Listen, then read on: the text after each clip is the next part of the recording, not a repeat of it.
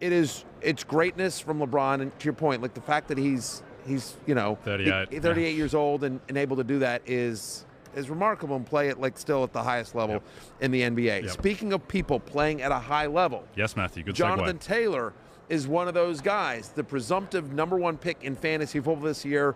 Didn't have the touchdowns he wanted. Tough year for the Colts, but what's in store for him in the future right now is the definitive Jonathan Taylor interview. Let's go. Let's bring in Jonathan Taylor. Under center, Ryan again hands off to Jonathan Taylor. Big run, 40, 45, 50, breaks it outside, down the far sideline. He's at the 30, he's at the 20, 10, 5, and he is close to the end zone. Did he stay in? Yes. Touchdown! I-N-D-Y! A 66-yard run to pay dirt for Jonathan Taylor.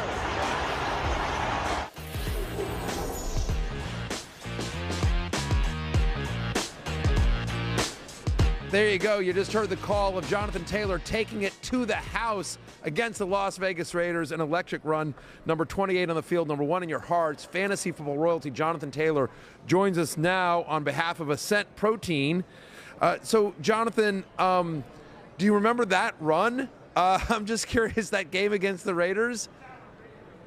Yeah, that run was really special, just in the midst of everything that was going on in the middle of our season. So to be able to kind of provide a spark and have a play like that, especially the things that transpired, it was really special. But I knew that it was all 10 other guys on that field that helped me achieve that play. And I was just happy. I was just happy how we responded, especially things that went on the previous week. It was a really good feeling. Yeah, I can imagine. There was a lot of emotion. It was crazy with the coaching change and everything that was happening there. You mentioned this season and the kind of the struggles of that season. So, Jonathan, just tell me, like, in your own words, how would you assess your past season for you personally? This past season, especially from a personal standpoint, definitely not the way you want things to go. But we played a game of football, which is very special. It has a lot of adversity. It builds character. And so not only for myself, for everyone in that locker room, being able to go through a season like we just had, it's only one thing you can do, and that's grow from this kind of season. You can either grow as a player, grow as a person, and that's what I'm going to do myself throughout this offseason, and I know the rest of my teammates in that locker room will do the same. But when you go through a rough season like this, especially speaking to a lot of the veterans that's been in the locker room, is how can you evaluate yourself and how can you grow in this offseason? Yep. Jonathan, I know you had ankle surgery late last month. How's the recovery process going from that?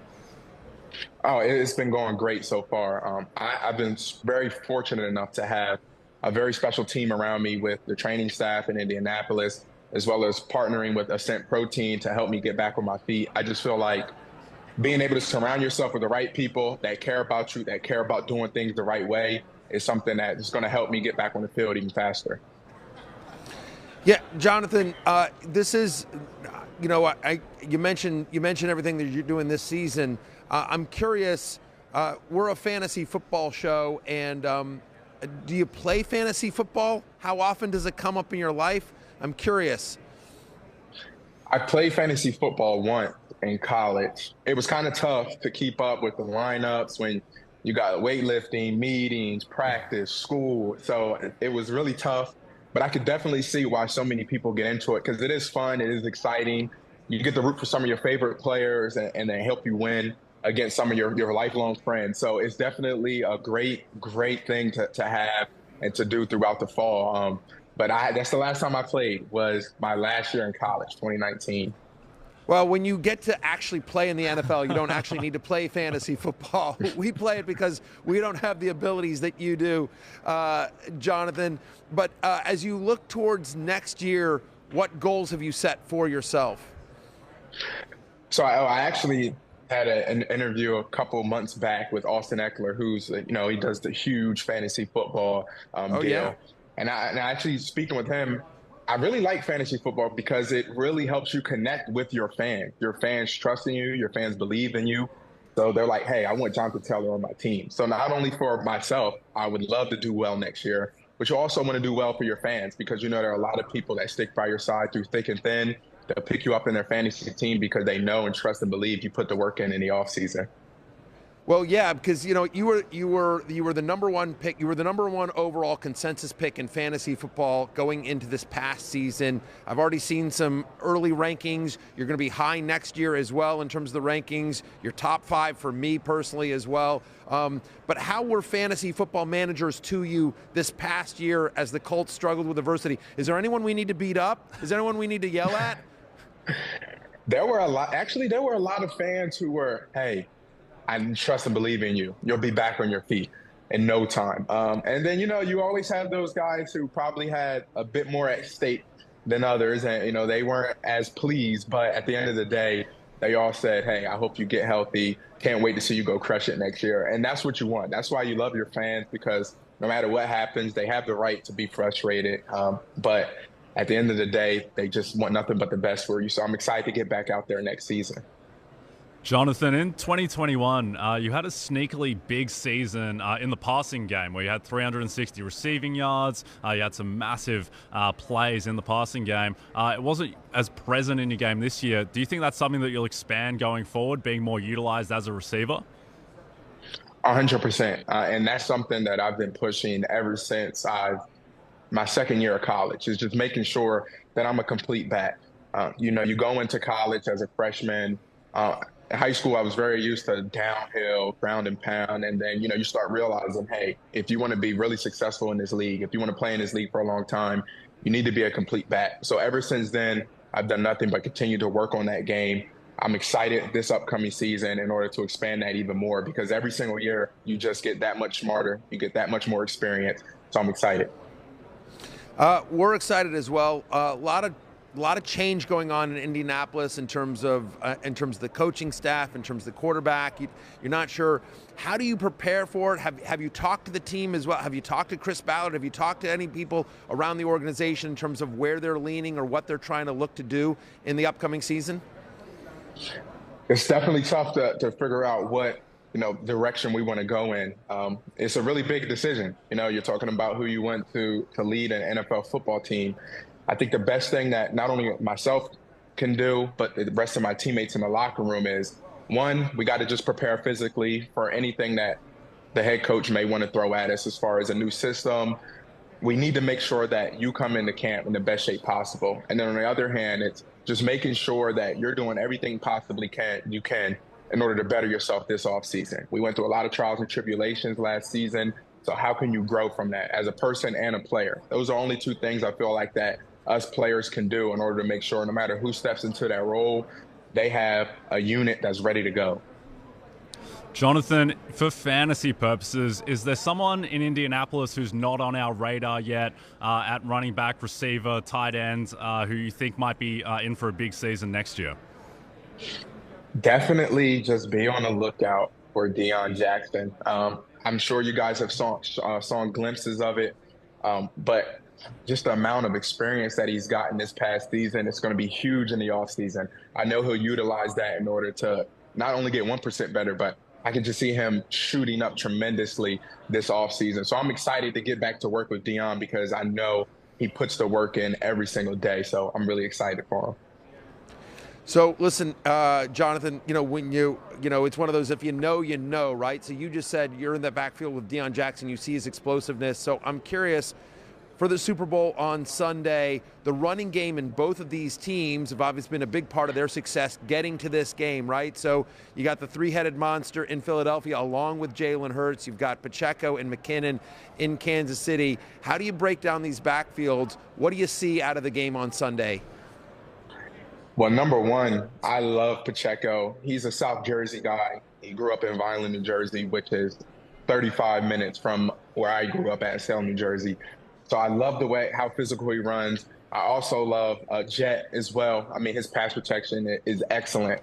But the running game in Philadelphia, you mentioned the three-headed monster, but not only to add on top of that with Jalen, I mean, that's really tough to defend, especially when your offensive line is playing very, very well. I think it's definitely going to be tough for Philly to run the ball, but I think they have the tools equipped to make it happen.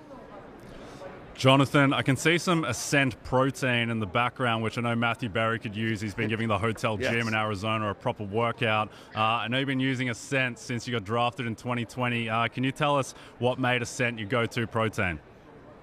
Well, first off, just going through the draft process, there's a lot of information that you get given. And the number one thing is you are in control of what you put in your body. So being able to partner with Ascent before I even entered the league was something that was huge for me, because you get kind of nervous on, what products to use, what's illegal, what's not. You never want to put something in your body that's against the rules. So knowing that Ascent is a clean product, there's no artificial flavors, no artificial sweeteners, there's no additives, I felt really safe.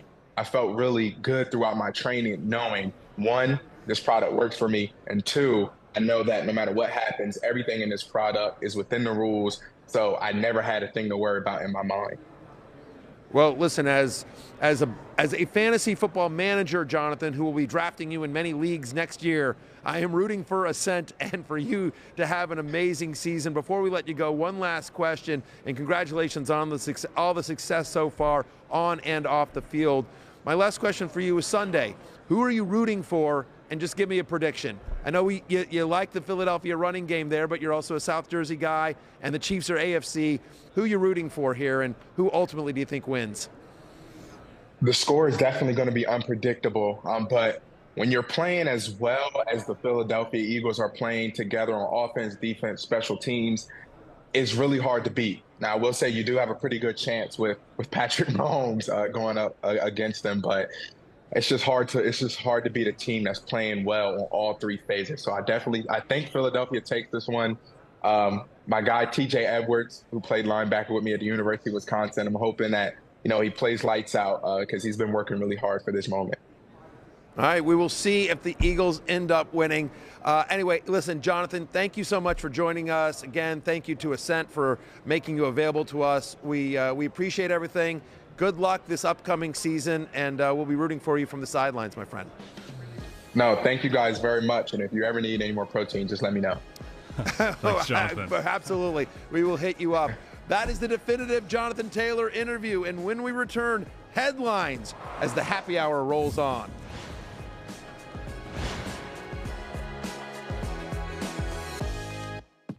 Hey, it's Matthew Berry from NBC Sports and Rotoworld.com. Just want to thank you so much for watching what you just watched, or at least being too lazy to click out of it after the autoplay just kept it going. So either way, thank you so much for just letting it scroll by your screen. And now I'd like to ask you respectfully, please subscribe to the NFL on NBC YouTube channel for the latest NFL news, fantasy headlines from Rotoworld, and betting analysis from NBC Sports Edge.